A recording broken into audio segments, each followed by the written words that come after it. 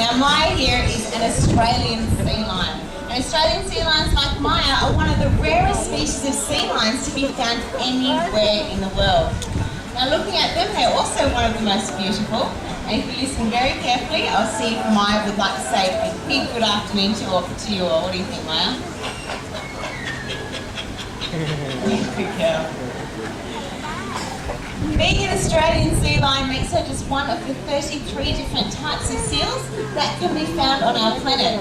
Together they are all known as pinnipeds. And the word pinniped is a Latin word which simply means winged foot. I'm sure you can see where they get that name from. Thank you, Maya. Those front flippers do look a little bit awkward when it comes to getting around on the land. But believe it or not, some seals can be very good climbers. Like Maya's showing us up there. Go, Maya. Those flippers truly show what they're made for when it comes to powering through the water. Thank you.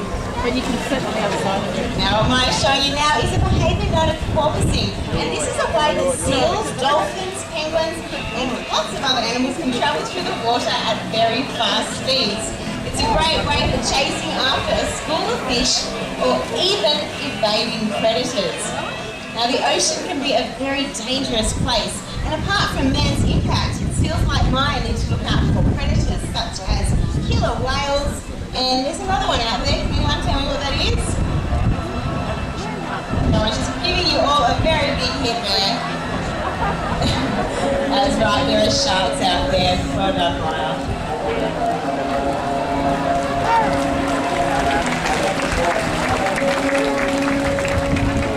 Now believe it or not, what Maya was doing there is in fact a natural behaviour. Seals are often seen swimming around with one or more of their flippers held up into a cool sea breeze. And that's how they control their body temperature.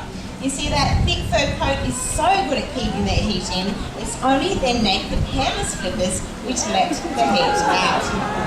And as you can see, any flipper will do. Whether that's not your prettiest side, Maya, we might turn you around. Come over here.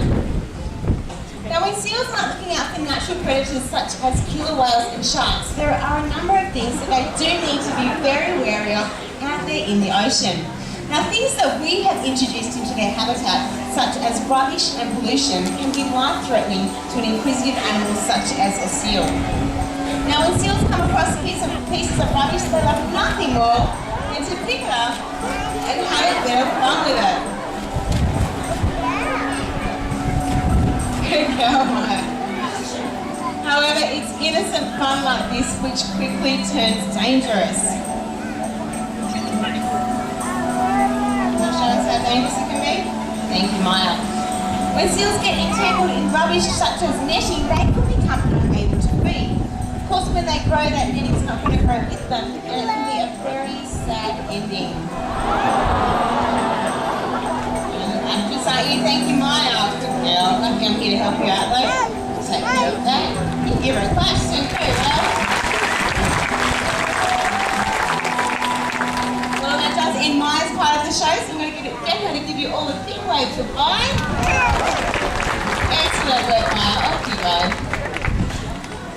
Now, Maya had to head off stage very quickly then because we're making way for another seal.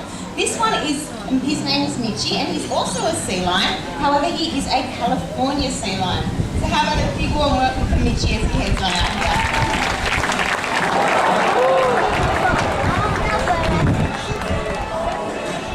Now, as I said, Mitchie is a powerful Californian sea lion, and the most obvious feature of this type of seal is...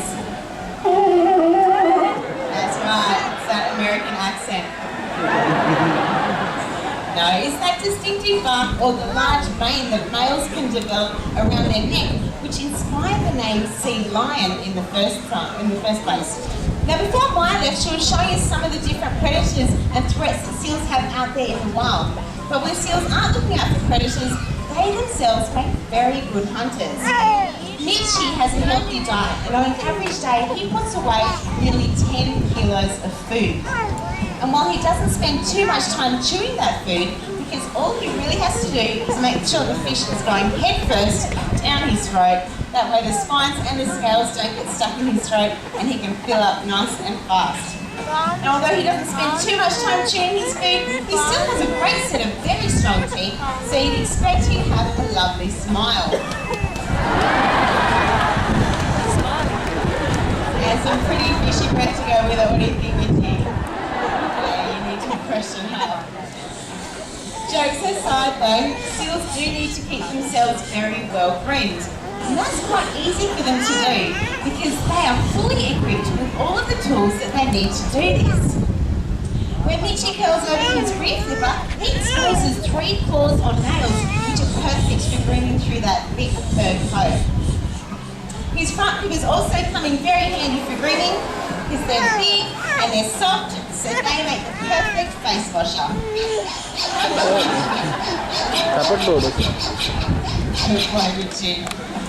Well, now he's washed his face, he's looking nice and presentable. I'm going to send him over to the front so you can all have a nice close-up look at him. Now once he gets over there, make sure you pay particular attention to the whiskers on his face because he's going to show all of you just how much control he has over them. Ready, Mitchie? Over you go. Good boy.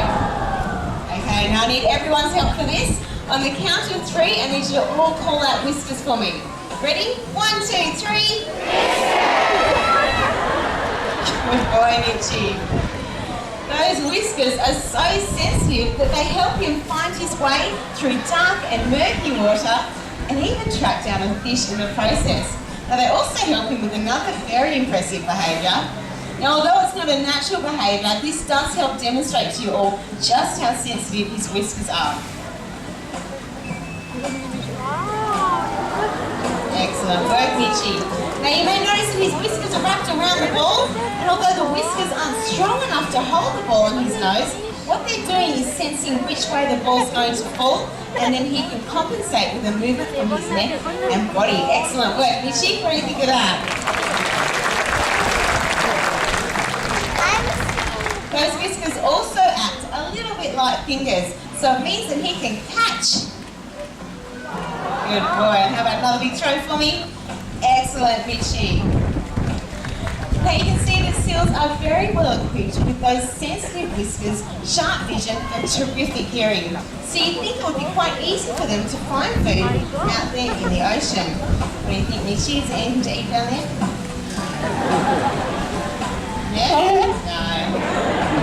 Unfortunately, each year it is becoming increasingly more difficult for these guys to find food out there in the ocean.